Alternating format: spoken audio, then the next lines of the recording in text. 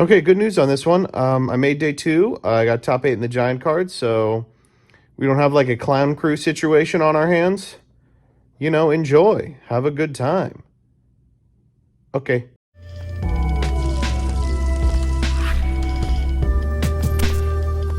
Good afternoon, Genesys gamers. I'm MBT, and this is 100-point playtesting. I've learned literally nothing since the last time I tried this, so here's my list from the WCQ. If you're watching this after an intro where I clawed my eyes out, sorry. Presenting Fairy Tale.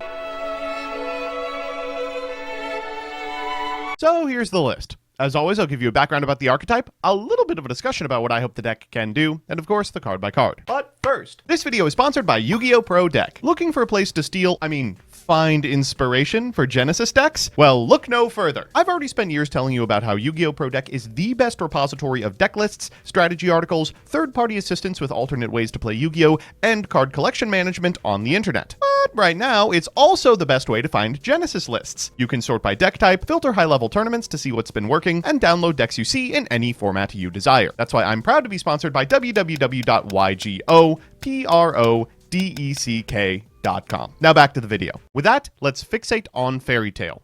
Fairy Tale is an archetype of little furry creatures, each of which represents a classic children's story. Luna, for example, is the tale of the bamboo cutter, a story about finding a sexy woman in a stalk of grass. Match Giru is about a child freezing to death. Let's cut this out. Anyway, these monsters are part of a pretty powerful deck in the TCG, which survives in part in Genesys.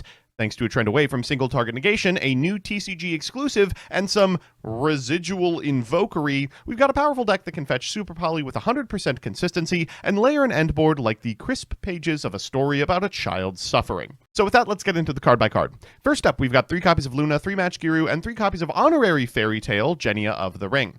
After that, we've got 3 Regulus, the Prince of Endymion, for the 1 copy of Empire of Endymion, followed by a NEKROZ package, double Amelia, 1 Advance, 3 Brionac, and 1 NEKROZ of Catastor. Rounding out the monsters, we've got Crowley, the Gifted of Majestus, which can be summoned if you have 2 level 4 monsters lying around through Riliona. For spells, we are on Once Upon a Fairy Tale, we are on 3 Fairy Tale Ball, 1 copy of Tales of the Fairy Tales, and double Super Polymerization, pointed at 13. For our other pointed cards, we're on 3 Mulcharmy Perulia, which has slightly better coverage, I think, than Foolos into a format full of Blitzclick, 3 Nibiru the Primal Being, 3 Ghost Ogre and Snow Rabbit, and 3 DD Crow in the extra. We've got a Garuro, Wings of Resonant Life, a Riliona, an Alchemic Magician, double Fairy Tale Wickcat, a copy of Evilswarm, Exciton Knight, Choroso, Weaver, double Teller, Mudragon, Predaplant, Dragostapelia, Mixusa the Confounder, the first card I'm going to read here. This is made with a spellcaster and a non-spellcaster. You can target a face-up monster of the field and declare an attribute. It becomes that attribute during your opponent's main phase. You can fusion summon a fusion monster from your extra deck by banishing this card you control and monsters from your field to graveyard as material. And if this card is in your graveyard, you can modulate its attribute. Your targets for this are, of course, the Fairy Tale monsters and Quintet Magician. Finally, rounding out the monster lineup, we've got Zoroa, the payoff to the Magistus line.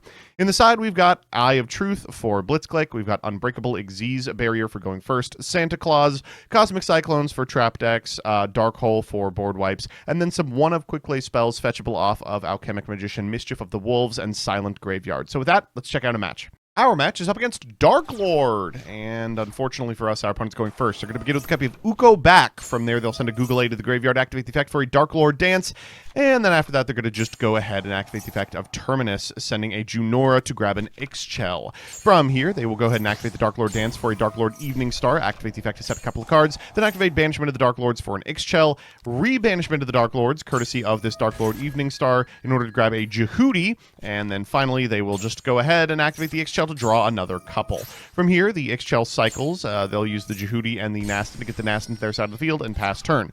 We'll draw for turn in first action Super Polymerization for Predaplant Dragostapelia.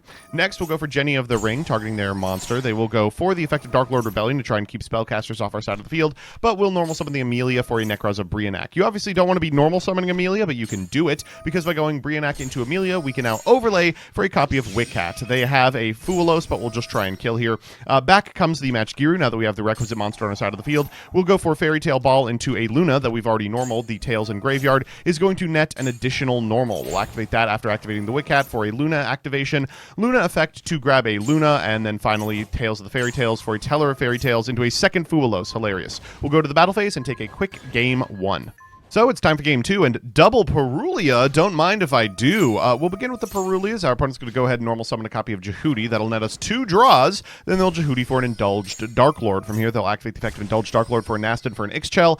And then after that, they can just go ahead and activate the effect of Fairy Cheer Girl to draw a card before Ixchelling. They'll draw 2, activate Terminus in order to grab a Google A. Then after that, they're just going to go ahead and set 2 cards, playing around the Perulia as best as possible. We draw another Luna, and this hand actually has a problem with contesting the normal. We'll try and get out a fusion first, courtesy of the tails, but that prompts the rebellion from our opponent. Okay, we'll go for the normal here, a Luna. They will go for the effect of Herald. We will Super Poly for a Mud Dragon, and I don't actually remember what I thought that was supposed to accomplish. Okay, let's go next. So it's time for that all-important Game 3, and this hand looks actually quite good.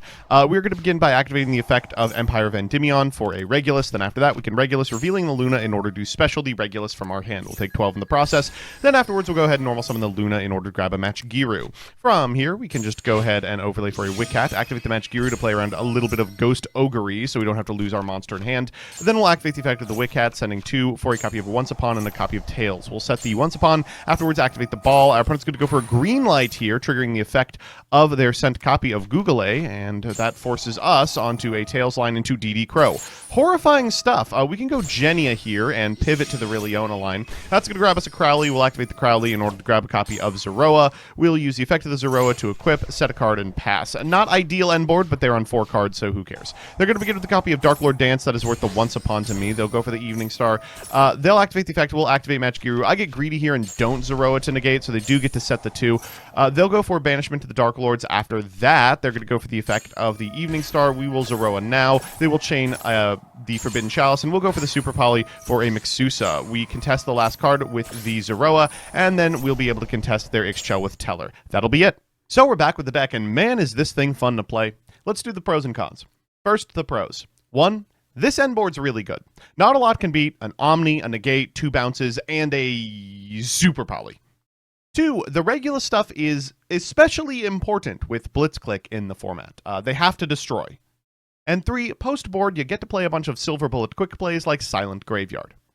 And the cons.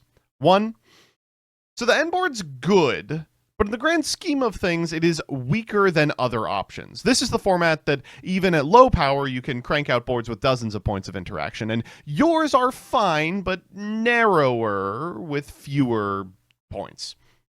2, it's got a real problem with Perulia. The deck can summon like 12 times from the hand if you let it. And 3, it is hard to bluff plays. So much of the information you give your opponent is just straight up known. All in all, God, I hope I did okay.